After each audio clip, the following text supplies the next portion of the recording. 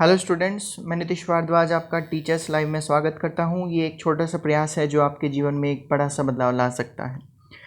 आइए आज हम एक करंट के टॉपिक को देखते हैं जिसका नाम है लिंगराज टेम्पल। यह चर्चाओं में क्यों है, इसका आर्किटेक्चर किसने किया है तथा यहाँ पर किसके द्वारा बनाया गया है तथा आर्किटेक्चर कैसा है इसका, हम इन प्रश्नों का उत्तर लेने की यहाँ पर कोशिश करेंगे।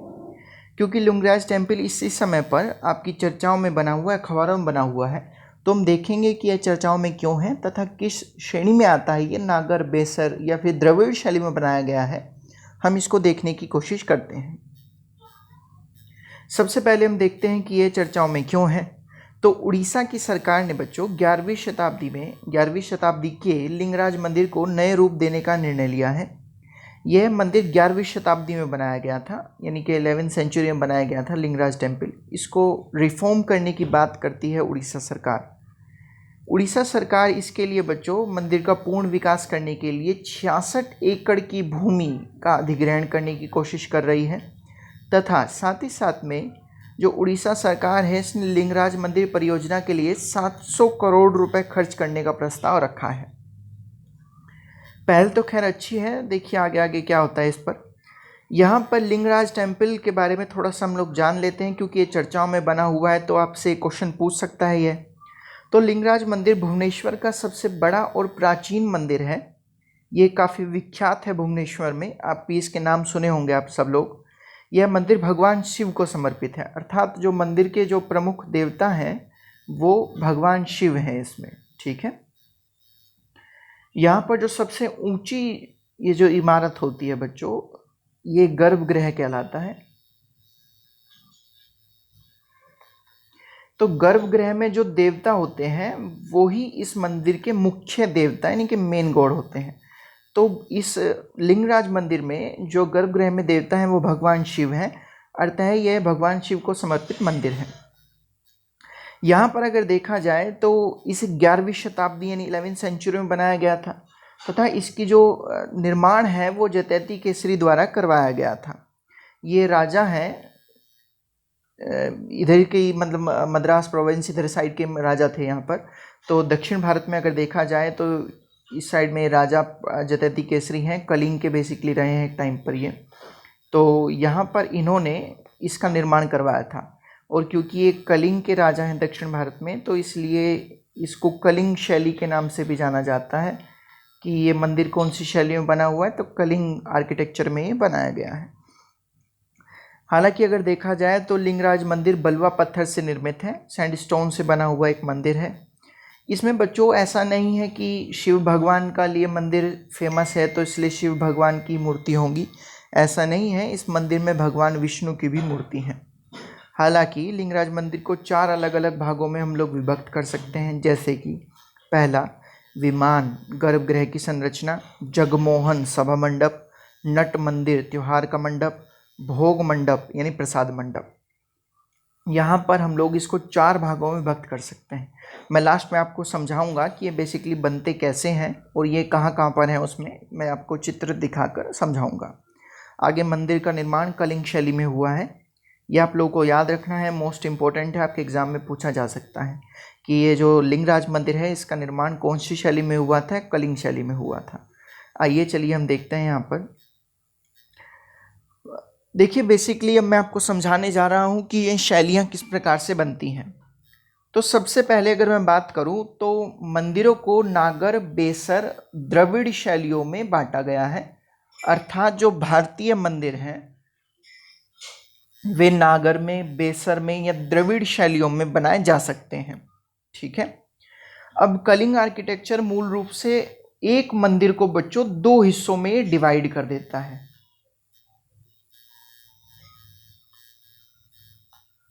जो कलिंग आर्किटेक्चर है ये बेसिकली एक मंदिर को 2 हिस्सों में डिवाइड कर देता है। पहला कौन सा है, तो यहाँ पर अगर मैं पहला देखूं तो ये है एक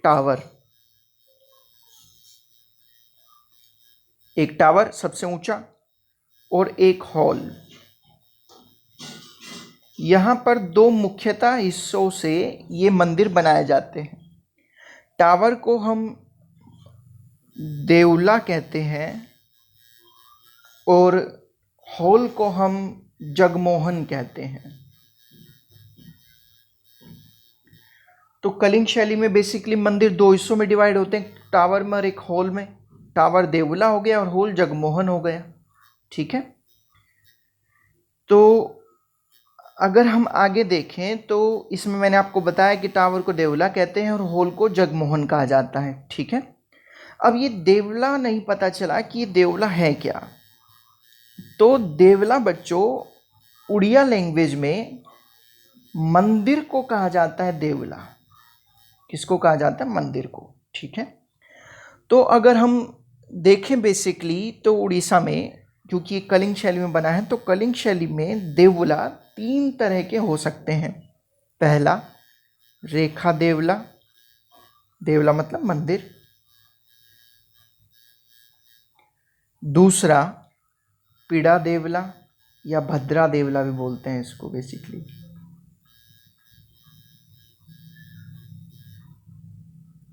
और नेक्स्ट है खखरा देवला। तो सबसे पहले रेखा देवला, पीड़ा देवला और खखरा देवला, यानी मंदिरों को 3 हिस्सों में डिवाइड किया जा सकता है, रेखा देवला, पीड़ा देवला और खखरा देवला। ठीक है, अब रेखा देवला को हम लोग समझने की कोशिश करते हैं कि रेखा देवला बेसिकली है क्या। मैं अब आपको समझाने जा रहा हूं रेखा देवला। रेखा देवला, अब ये क्या है? ये एक एक्सिस है। ठीक है, अक्ष है ये। इसी एक्सिस पर मंदिर का निर्माण होगा कुछ इस प्रकार से। ये बना पहला, फिर यहां से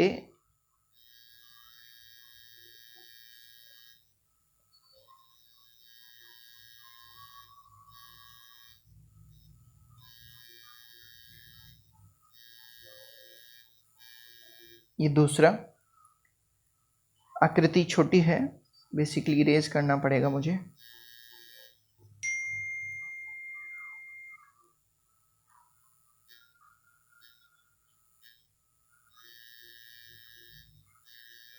ये देखिए बड़ा होते चले जाएंगे और अंततः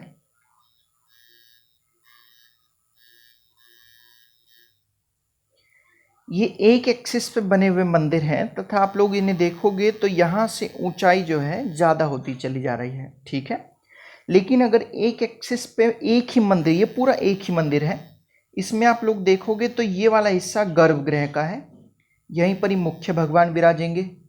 ये वाले हिस्से जगमोहन, सभा मंडप और साथ ही साथ में प्रसाद मंडप का हिस्सा है। तो एक ही लाइन में पूरा एक मंदिर है, इसलिए इसको क्या बोला गया? रेखा देवला बोला गया। सही। अगर मैं इसके नाम रखूं तो यहां पर इसका नाम है विमान, यानी गर्भगृह। विमान, गर्भगृह। यह है जगमोहन। जगमोहन अर्थात सभा भवन। यह है बच्चों नट मंदिरा, यानी कि उत्सव। नट मतलब उत्सव, उत्सव हॉल। और यह है भोग मंडप। तो यहां पर आपने देखा पूरा एक ही मंदिर है, लेकिन एक एक्सिस पर है, इसलिए इसको क्या बोला गया है? रेखा देवला बोला गया है। ठीक है, अगला आते हैं हम लोग। अगला हम समझते हैं पीड़ा देवला। ये कैसे होता है? तो अगर जो पीड़ा देवला को समझा जाए तो पीड़ा मतलब होता है पिरामिड, अर्थात ये किस प्रकार की आकृति का होगा? तो एक पिरामिड की आकृति का होगा। यहां पर पिरामिड की आकृति किस प्रकार बनती है बच्चों? तो सबसे पहले नीचे एक चाकोर बेस होता है और फिर उसके ऊपर एक आकृति बनाई जाती है इस प्रकार की। ये होता है पिरामिड के आकार का। ठीक है, इसी हिस्से को बोलते हैं हम लोग पीड़ा देवला। मैंने वहां पर भी बना के दिखाया था आपको। वैसे पीड़ा देवला मतलब पिरामिड के आकार का होता है। ठीक है, रेखा देवला आप समझ ही गए होंगे, पीड़ा देवला ये बताया मैंने आपको अभी। और अंततः हम समझते हैं खखरा देवला। ये कैसा होता है? बेसिकली ये खखरा कहाँ से शब्द लिया गया है, तो आपको जानकर हैरानी होगी कि इसका अर्थ होता है कद्दू या लौकी से लिया गया है। तो लौकी आपने पाया होगा कि इस प्रकार से कुछ रखिए, ऐसे होती है लौकी, तो ये इसी प्रकार से यहाँ पर ऊपर की जो छत होती है वो इसी प्रकार से इसमें बनाई जाती है। इसको खखरा देवला कहा जाता है। ठीक है, मैं आपको बताऊं तो ये देखिए, ये सबसे पहले हम इसमें चर्चा करते हैं। ये यहाँ पर अगर आप देखोगे तो एक एक्सिस ये रही, देखिए पूरी एक्सिस निकल के जा रही है मंदिरों के बीच में से और सीधी जा रही है। तो ये क्या है, तो ये एक्सिस पर है, इसलिए रेखा देवला कह सकते हो आप इनको। देखिए ऊंचाई भी बढ़ती चली जा रही है। ठीक है, तो ये रेखा देवला हो गए। वैसे अगर मैं बताऊं तो जो एक कलिंग शैली है, क्योंकि मैं आपको कलिंग शैली बता रहा हूँ, ये बेसिकली नागर शैली के अंतर्गत आती है, यानी कोई ज़्यादा डिफरेंस नहीं है नागर और कलिंग में भी। इसलिए कलिंग शैली और नागर शैली को हम लोग सेम ही समझ सकते हैं, लेकिन यहाँ पर कलिंग की बात चल रही है इसलिए मैं कलिंग को डिफाइन कर रहा हूँ। तो ये एक रेखा एक्सिस में होके जाते हैं, साथ में ऊंचाई बढ़ रही है, तो ये हिस्सा सबसे बड़ा हिस्सा है। तो यहाँ पर मुख्य भगवान विराजेंगे इनके, तो इसलिए इसको क्या बोला गया, गर्भगृह बोला गया। ठीक है, फिर यहाँ पर देखिए इसकी जो छत है, इसकी ये एक पिरामिड के आकार की है।